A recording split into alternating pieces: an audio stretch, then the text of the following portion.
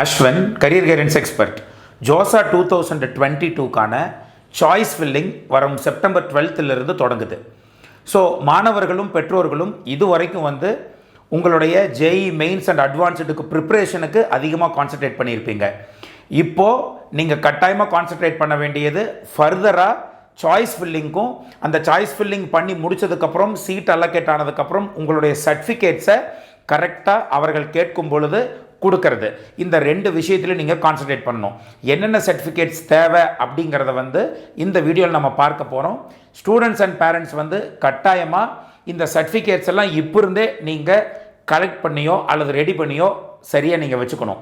என்னென்ன சர்டிஃபிகேட்ஸ் வேணும் அப்படிங்கிறத இப்போ நம்ம தெளிவாக பார்க்கலாம். இந்த சர்டிஃபிகேட்ஸை எப்போ சார் அவங்க கேட்பாங்க அப்படின்னா, ஃபர்ஸ்ட் ரவுண்ட் ஆஃப் சீட் உங்களுக்கு ஏதோ ஒரு சீட் அலோகேட் ஆனால் சீட் அக்செப்டன்ஸ் ஃபீயை கட்ட சொல்லிவிட்டு உங்களுடைய சர்டிஃபிகேட்டுடைய ஸ்கேன்டு காப்பியை அவங்க உங்கள்கிட்ட கொடுக்க சொல்லுவாங்க.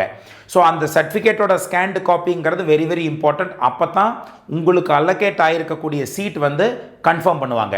ஸோ அதனால் இப்போ இருந்தே இந்த சர்டிஃபிகேட்ஸ் ரெடி பண்ண ஆரம்பிக்கணும். என்னென்ன சர்டிஃபிகேட் வேணும் அப்படின்னா, 10th mark sheet, Aadhaar card, இது ரெண்டும் உங்களுடைய டேட் ஆஃப் பர்த்தை செக் பண்ணுறதுக்கு. ஏன்னா 10th மார்க் ஷீட்லேயும் ஆதார் கார்டுலையும் உங்களுடைய டேட் ஆஃப் பர்த் பிரிண்ட் ஆகிருக்கும். ஸோ அதனால் டேட் ஆஃப் பர்த்தை செக் பண்ணுறதுக்கு இந்த ரெண்டு டாக்குமெண்ட்டும் ரொம்ப ரொம்ப முக்கியம். மூணாவது பார்த்தீங்கன்னா கேட்டகரி சர்டிஃபிகேட்.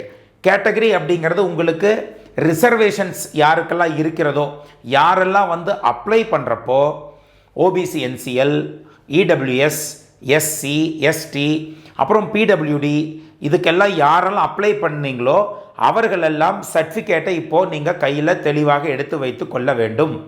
நம்ம தமிழ்நாட்டில் அப்ளை பண்ணுறப்போ ஓபிசி, என்சிஎல்னு போட்டு விட்டுட்டு தமிழ்நாட்டில் கொடுத்த பிசி சர்டிஃபிகேட்டையும், எம்பிசி சர்டிஃபிகேட்டையும், பிசி முஸ்லீம் சர்டிஃபிகேட்டையும் நிறைய மாணவர்கள் போட்டிருக்காங்க.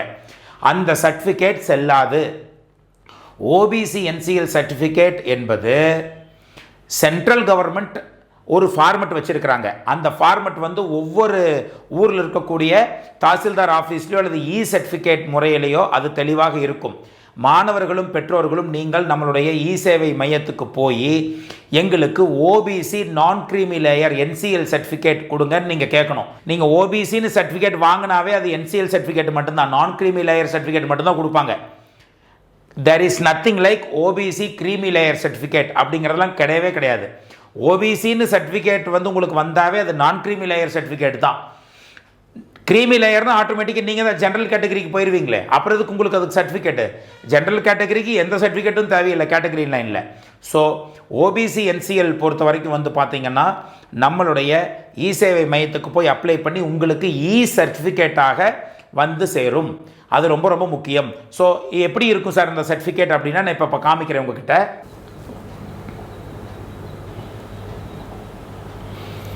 ஸோ இந்த இடத்துல உங்களுக்கு தெரியுது பாருங்கள், சர்டிஃபிகேட் எப்படி இருக்கணும்னா இந்த இடத்துல இருக்குது பாருங்கள், this is to certify that ஒரு ஸ்டூடெண்ட்டோட நேம். இந்த இடத்துல டேட் பாருங்கள், இந்த டேட் ரொம்ப ரொம்ப முக்கியம். ஏப்ரல் 1ஆம் தேதிக்கு மேலே நீங்கள் வாங்கி இருந்திருக்கணும் கம்பல்சரியாக. So date 27/8/2022. ஸோ ஏப்ரல் 1க்கு மேலே தான் வாங்கியிருக்கிறாங்க. ஸோ இந்த ஃபார்மெட்டில் இங்கே பாருங்கள், signature valid, digitally signed by ஒருத்தருடைய நேம், அதை வச்சு ஒரு டிக், இந்த இடத்துல ஒரு டிக் பண்ணியிருக்கிறாங்க. இதுதான் சார் உங்களுக்கான நம்ம Tamil Nadu ஸ்டூடெண்ட்ஸுக்கான OBC NCL certificate. So இதை நீங்கள் மறந்து விடாதீர்கள். ரைட், இந்த இடத்துல கொடுத்துருக்காங்க பாருங்கள், the certificate validity period is 27/8/2022 to 31/3/2023 தான். எல்லாமே மார்ச் 31ஆம் தேதியோட முடிந்துவிடும். ஸோ இதுதான் ஃபார்மெட்டு. இந்த ஃபார்மெட் தெளிவாக பார்த்துக்கோங்க. இந்த ஃபார்மெட் நீங்கள் வச்சுருக்கிறீங்கன்னா yes, you are very good, you are eligible. இந்த இடத்துல உங்களுடைய ஃபோட்டோ இருக்கும், இப்போ ஃபோட்டோவோட சேர்ந்து கொடுக்குறாங்க. That's all. ரைட், ஸோ இப்போ பார்த்துருப்பீங்க. ஸோ இதுதான் ஓபிசி என்சிஎல் சர்டிஃபிகேட்டோட ஃபார்மெட். அடுத்து பார்த்தீங்கன்னா இடபிள்யூஎஸ் சர்டிஃபிகேட். இது ரெண்டுமே இ சர்டிஃபிகேட்டாக இருக்கும். ஏப்ரல் 1ஆம் தேதிக்கு மேலே வாங்கியிருக்கணும். சார் நான் மார்ச் 31ஆம் தேதி வாங்கினேன் சார், ஆனால் அதுலேயும் பார்த்தா மார்ச் 31ஆம் தேதியோட வேலிட் முடிஞ்சு போச்சு அப்படின்னு போட்டிருக்கிறாங்க சார், நான் மறுபடியும் இன்னொன்று வாங்கணுமானா கம்பல்சரியாக வாங்கணும். டேட் ஏப்ரல் 1ஆம் தேதிக்கு மேலே தான் கம்பல்சரியாக இருக்கணும். சார் ஒருவேளை நாங்கள் கொடுக்கலன்னா நாங்கள் அப்ளை பண்ணுறப்போ ஓபிசி என்சிஎல்னு போட்டுட்டோம் சார், ஆனால் வந்து எங்களுடைய சம்பளம் வந்து ஒரு மாதத்துக்கே எங்களுக்கு 10 கோடி ரூபாய் சம்பளம் வருது சார், வருஷத்துக்கு வந்து 120 கோடி நாங்கள் சம்பாதிக்கிறோம் சார், அப்புறம் எப்படி சார் ஓபிசி என்சிஎல் அவங்க கொடுப்பாங்கன்னா கொடுக்க மாட்டாங்க. அப்போ நீங்கள் உங்களால் ஓபிசி என்சிஎல் சர்டிஃபிகேட் வந்து இப்போ உங்களால் வாங்க முடியாது. ஒருவேளை அங்கே அப்ளை பண்ணுறப்போ ஓபிசி என்சிஎல் அப்ளை பண்ணிவிட்டு இப்போ அவர்கள் ஃபஸ்ட் ரவுண்டு முடிஞ்சதுக்கப்புறம் உங்களுக்கு சீட் அலோகேட் ஆனதுக்கப்புறம் ஓபிசி என்சிஎல்ங்கிற சர்டிஃபிகேட்டை போட சொல்லி கேட்பாங்க. நீங்கள் போடலைன்னா you are treated as the general category student. Second ரவுண்டிலிருந்து உங்களைய வந்து ஜென்ரல் கேட்டகரி ஸ்டூடெண்ட்டாக கன்வெர்ட் பண்ணி வச்சு உங்களுக்கு சீட் அலோகேட் பண்ணுவாங்க. ஓபிசி என்சிஎல் அப்படிங்கிற கேட்டகரி உங்களை விட்டு போய்விடும். பிகாஸ் நீங்கள் ப்ராப்பர் ஃபார்மெட்லேயோ அல்லது முதல்ல போட்டதில் வந்து நம்ம தமிழ்நாட்டில் கொடுத்த பிசி சர்டிஃபிகேட்டை போட்டு விட்டுட்டு இப்போது எலிஜிபிலிட்டி இல்லை அப்படிங்கிறத கண்டுபிடிச்சி நீங்கள் இப்போ உங்களால் சர்டிஃபிகேட்டை ப்ரொடியூஸ் பண்ண முடியலனாவோ எந்த ஒரு விஷயமா இருந்தாலும் you will be treated as general category ஸ்டூடெண்ட்டை தவிர என்டையர் அப்ளிகேஷனை அவர்கள் கட்டாயமாக ரெஜெக்ட் பண்ண மாட்டாங்க. அதனால் சீட் அலோகேட் பண்ண மாட்டாங்களோ அப்படின்லாம் நீங்கள் பயப்படவே வேண்டிய அவசியமே இல்லை. ரைட், போட முடியலன்னா you will be treated as general category student. SC ST மாணவர்களுக்கு நம் தமிழ்நாட்டில் முதல்ல ஒரு அட்டையில் கொடுத்துருந்தாங்கன்னா அது தமிழில் இருக்கும் அந்த சர்டிஃபிகேட். சார் தமிழில் இருக்குது சார் என் சர்டிஃபிகேட் அப்படின்னா கட்டாயமாக அவங்க என்ன கேட்குறாங்கன்னா கொடுக்கக்கூடிய certificate either it must be in English or Hindi அப்படின்னு கேட்குறாங்க. ரீஜியன் லாங்குவேஜஸில் கொஸ்டின்ஸ் எல்லாம் வருது, ஆனால் ரீஜியன் லாங்குவேஜில் சர்டிஃபிகேட் இருந்தால் அதை நாங்கள் ஏற்றுக்க மாட்டோம், இங்கிலீஷ்லையோ ஹிந்திலையோ மாற்றி கொடுன்னு சொல்கிறாங்க. வேறு வழி இல்லை, யூ ஹேவ் டு சேஞ்ச். அதுக்கு என்ன சார் பண்ணுறது? ஒன்றும் பிரச்சனை இல்லை, நீங்கள் இ-சேவை மையத்துக்கு போங்க. nowadays they are issuing this category certificate in English, so அதனால் அந்த ப்ராப்ளம் இருக்காது. சார் ஆல்ரெடி நான் வாங்கி வச்சதில் கீழே தமிழில் இருக்குது சார், மேலே இங்கிலீஷில் இருக்குன்னா நோ ப்ராப்ளம் அட் ஆல். அவர்களுக்கு நீங்கள் எஸ்சி/எஸ்டி பிலாங்கிங்கில் இருக்கிறீங்கிறத தெளிவாக இங்கிலீஷில் படிக்கிற மாதிரி இருந்தால் சரி. ஸோ அதை பற்றி நீங்கள் ஒரி பண்ண வேண்டாம். ஸோ எஸ்சி/எஸ்டி வந்து பார்த்துக்கோங்க, கரெக்டாக அவர்கள் கேட்டது போல் இங்கிலீஷ் ஆர் ஹிந்தியில் கொடுங்க. சார் எங்களால் கொடுக்க முடியலன்னா வழக்கம் போல தான் you will be treated as general category student. அப்போது இந்த கேட்டகரி சர்டிஃபிகேட்டை பொறுத்த வரைக்கும் தெளிவாக நீங்கள் இப்பொழுது கையில் வாங்கி வைத்திருக்க வேண்டும். ரைட், அடுத்து வந்து பார்த்தீங்கன்னா 12th மார்க் ஷீட். நீங்கள் ஆல்ரெடி 12th படித்து முடிச்சிருக்கிறீங்களா, எந்த வருஷம் படித்து முடிச்சிங்க, அதெல்லாம் உங்களுக்கு வேணும். ஏன்னா நீட்டுக்கு தான் எத்தனை அட்டம்ப்ட் வேணாலும் எழுதலாம், ஆனால் ஜேஇக்கு வெரி வெரி மினிமைஸ்ட் அட்டம்ப்ட் தான். அப்படிங்கிறனால 5 வருஷத்துக்கு முன்னாடி படித்து முடித்தவங்கலாம் 12th மார்க் ஷீட் இங்கே போட்டாங்கன்னா you will not be eligible. So அதனால் 12th மார்க் ஷீட் வந்து கேட்பாங்க, எவ்வளோ மார்க் வாங்கியிருக்கிறீங்கிறதையும் பார்ப்பாங்க, அதே போல் நீங்கள் எந்த வருஷம் படித்து முடிச்சிருக்கிறீங்கிறதையும் செக் பண்ணுறதுக்கு இந்த 12th மார்க் ஷீட். அடுத்து வந்து பார்த்தீங்கன்னா ஸ்டேட் ஆஃப் எலிஜிபிலிட்டி. இது வந்து ஜோசா பிஸ்னஸ் ரூலில் இந்த சர்டிஃபிகேட்டை பற்றி சொல்லியிருக்கவே மாட்டாங்க. ஆனால் ஃபஸ்ட் ரவுண்டு முடிஞ்சு தானே இந்த சர்டிஃபிகேட்டெல்லாம் நீங்கள் போடணும். அப்போ என்ன கேட்பாங்கன்னா ஸ்டேட் ஆஃப் எலிஜிபிலிட்டி சர்டிஃபிகேட் கொடுப்பாங்க. நிறைய பேர்த்துக்கு வந்து ஸ்டேட் ஆஃப் எலிஜிபிலிட்டி சர்டிஃபிகேட் என்னன்னு தெரியாது. ஸ்டேட் ஆஃப் எலிஜிபிலிட்டி எதற்கு அப்படின்னா நம்மளுடைய national institute of technology 31 NITs இருக்கு இல்லையா, அதில் 50% சீட் வந்து பார்த்தீங்கன்னா ஹோம் ஸ்டேட்டுக்கும் 50% சீட் வந்து அதர் ஸ்டேட்டுக்கும் கொடுப்பாங்க. நீங்கள் 12th எந்த ஸ்டேட்டில் படிச்சிங்களோ அதுதான் உங்களுடைய ஹோம் ஸ்டேட். சார் நான் தமிழ்நாடு சார், நாங்கள் ஆந்திராவில் போய் 11th 12th எல்லாம் படித்தோம் அப்படின்னா உங்களுக்கு ஆந்திராவில் இருக்கக்கூடிய NITயில் தான் 50% சீட்டை தவிர NIT திருச்சியில் கிடையாது. சார் எங்கள் வீடு NIT திருச்சிக்கு பக்கத்துலேயே இருக்குது சார், இருந்தாலும் எங்கள் அப்பா அம்மா என்னை கொண்டு போய் கேரளாவில் படிக்க வச்சிட்டாங்க, ஏதோ நல்ல இன்ஸ்டியூட் இருக்குன்னு சொல்லிட்டுனா NIT கேலிக்கட் தான் உங்களுக்கு ஹோம் ஸ்டேட்டை தவிர திருச்சிராப்பள்ளி கிடையாது. ஸோ உங்களுக்கு ஹோம் ஸ்டேட் எது அப்படிங்கிறத வந்து அவர்கள் கரெக்டாக கண்டுபிடிக்கணும் அப்படிங்கிறதுக்காக இந்த ஸ்டேட் ஆஃப் எலிஜிபிலிட்டின்னு கேட்பாங்க. இது சிபிஎஸ்சி ஸ்டூடெண்ட்டாக இருந்தால் பாசிங் சர்டிஃபிகேட் ஒன்று கொடுப்பாங்க. ஆனால் இந்த டேட் வரைக்கும் இன்னும் சிபிஎஸ்சிலேயும் இந்த பாசிங் சர்டிஃபிகேட் ஒன்று கொடுக்கலையா. So no problem. அப்படி இல்லைங்கிற பட்சத்தில் ஸ்டேட் போர்டு ஸ்டூடெண்ட்டாக இருந்தாலும் சரி, சிபிஎஸ்சி ஸ்டூடெண்ட்டாக இருந்தாலும் சரி, மறுபடியும் உங்களோட 12th மார்க் ஷீட்டையே போடுங்க.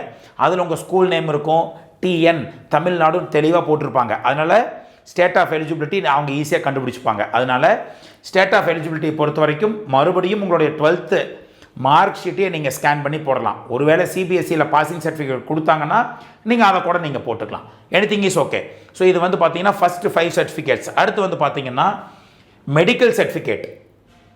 மெடிக்கல் சர்டிஃபிகேட் வந்து சார் ஏதோ ஒரு டாக்டர்கிட்ட போயிட்டு அவங்க ஒரு ஃபார்மெட் வச்சுருப்பாங்க, அதிலிருந்து நம்ம அந்த மெடிக்கல் சர்டிஃபிகேட்டை வாங்கிக்கலாமான்னா அவர்கள் கொடுக்கக்கூடிய ஃபார்மெட்லாம் கிடையாது. ஜோசா வெப்சைட்டில் ஜோசாவுடைய பிஸ்னஸ் ரூல்ஸில் அந்த அனெக்ஷர் 7ல் ஒரு டாக்குமெண்ட் கொடுத்துருக்குறாங்க. josa.nic.in அப்படின்னு வெப்சைட்டுக்கு போனீங்கன்னா இந்த இடத்துல ஜோசா 2022 பிஸ்னஸ் ரூல்ஸ் அப்படின்னு இந்த இடத்துல இருக்குது.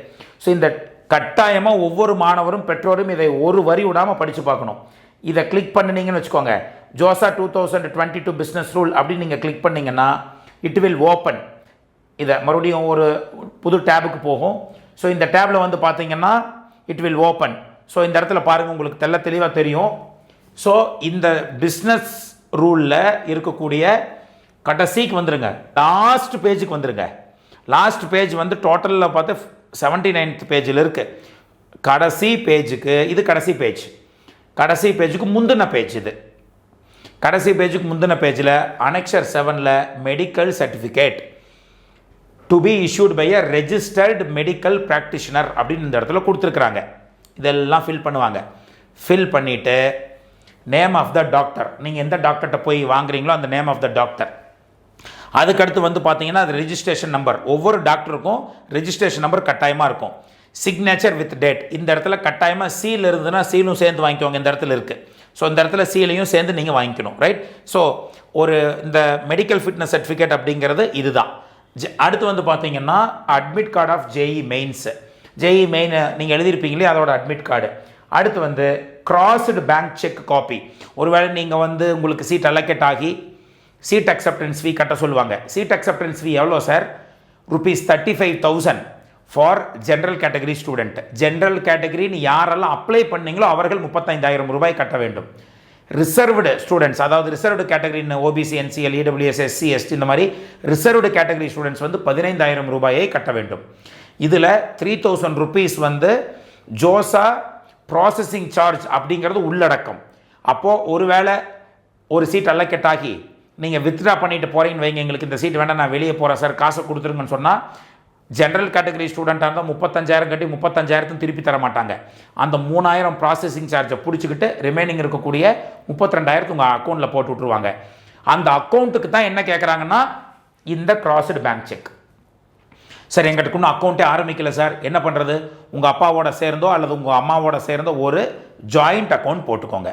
அந்த ஜாயிண்ட் அக்கௌண்ட் போட்ட அந்த செக் புக் உங்களுக்கு கொடுத்துருவாங்க. அந்த செக் புக்கை க்ராஸ் பண்ணி அல்லது அந்த பாஸ்புக்கை வந்து ஸ்கேன் பண்ணியோ அந்த டாக்குமெண்ட்டையும் ரெடி பண்ணி வச்சுக்கோங்க. ஸோ இந்த 8 சர்டிஃபிகேட்ஸையும் 6 டாக்குமெண்ட்ஸையும் தெளிவாக நீங்கள் கையில் வைத்திருக்க வேண்டும். எப்போ சார் இந்த சர்டிஃபிகேட் எல்லாம் கொடுக்க சொல்லுவாங்க, எப்பெல்லாம் ஸ்கேன் பண்ணி போட சொல்லுவாங்கன்னா ஒரிஜினலை வந்து உங்களுக்கு கல்லூரி கிடைத்த பிறகு அந்த கல்லூரிக்கு போகும் பொழுது இதெல்லாம் எடுத்துக்கிட்டு நீங்கள் அந்த காலேஜுக்கு போகணும். அதற்கு முன்னால் ஃபஸ்ட்டு ரவுண்டுக்கான ஒரு சீட் அலோகேட் ஆயிடுச்சுன்னு வச்சுக்கோங்க. ஃபஸ்ட் ரவுண்டில் உங்களுக்கு ஒரு சீட் அலோகேட் ஆன பிறகு சார் ஃபஸ்ட் ரவுண்டில் சீட் அலோகேட் ஆகலை, no problem. Second round allocate ஆச்சுன்னா செகண்ட் ரவுண்ட் அலோகேட் ஆகிறப்போ நீங்கள் இதை போடணும். எப்போ உங்களுக்கு சீட் அலோகேட் ஆகுதோ ஃபஸ்ட் ரவுண்ட்லேருந்து 6வது ரவுண்ட் வரைக்கும் எப்போ ஆனாலும் சரி, எப்போ உங்களுக்கு சீட் அலோகேட் ஆகுதோ சீட் அலோகேட் ஆன அடுத்த நிமிஷம் சீட் அக்செப்டன்ஸ் ஃபீ கட்ட சொல்லுவாங்க. சீட் அக்செப்டன்ஸ் ஃபீ நம்ம ஆல்ரெடி சொல்லியிருக்கிறோம் 35,000 15,000. நீங்கள் எதில் வர்றீங்களோ அதுக்கு தகுந்த மாதிரி அந்த ஃபீஸை கட்டி முடிச்சதுக்கப்புறம் சர்டிஃபிகேட்ஸை அதில் ஸ்கேன் பண்ணி போட சொல்லுவாங்க. நீங்கள் எந்தெந்த சர்டிஃபிகேட்லாம் கொண்டு போய் காலேஜில் சப்மிட் பண்ணுமோ அந்த சர்டிஃபிகேட்ஸில் நீங்கள் ஸ்கேன் பண்ணி போட்டிருக்கணும். அந்த சர்டிஃபிகேட்ஸ் தான் இந்த இத்தனை டாக்குமெண்ட்ஸ் அல்லது சர்டிஃபிகேட்ஸ் இதெல்லாம் நீங்கள் ரெடி பண்ணி வச்சு நீங்கள் உள்ளுக்குள்ளே போடணும். ஸோ இந்த 8 சர்டிஃபிகேட்ஸ் அல்லது டாக்குமெண்ட்ஸ் வந்து மிக மிக இம்பார்ட்டண்ட். நீங்கள் எவ்வளவு தூரம் நீங்கள் படித்து கையில் எவ்வளோ பெரிய மார்க் வைத்திருந்தாலும் சரியாக நீங்கள் சாய்ஸ் ஃபில்லிங் பண்ணவில்லை என்றால், சாய்ஸ் ஃபில்லிங்கை பண்ணிவிட்டு சரியான முறையில் உங்களுக்கான சர்டிஃபிகேட்ஸை நீங்கள் கையில் வைத்திருக்கவில்லை என்றால் நீங்கள் நினைத்த சீட்ஸ் வந்து உங்களுக்கு கிடைக்காமல் போவதற்கான வாய்ப்புகள் ஜாஸ்தி. ஹோப் இந்த வீடியோ வந்து உங்களுக்கு ரொம்ப யூஸ்ஃபுல்லாக இருந்திருக்குன்னு தான் நான் நினைக்கிறேன். நெக்ஸ்ட் இன்னொரு முக்கியமான ஜோசா டிப்ஸோட உங்களை வந்து நான் சந்திக்கிறேன். Until then, it's bye from Ashwin.